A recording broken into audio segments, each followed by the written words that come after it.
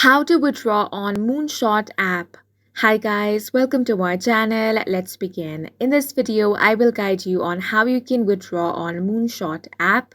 For this, you want to open the Moonshot app on your device. Now on the home screen, you will have three options: deposit, send, and withdraw.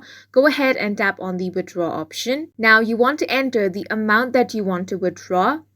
After that, you want to select the method of withdrawal. Now you will find different options of withdrawal such as credit/debit, bank transfer, PayPal or crypto. Select your preferred method, then swipe to withdraw. Now depending on the withdrawal method, you will have to provide further information. Enter those information and after reviewing the details, confirm the withdrawal. The app will then ask for additional verification. Simply follow the on-screen prompt.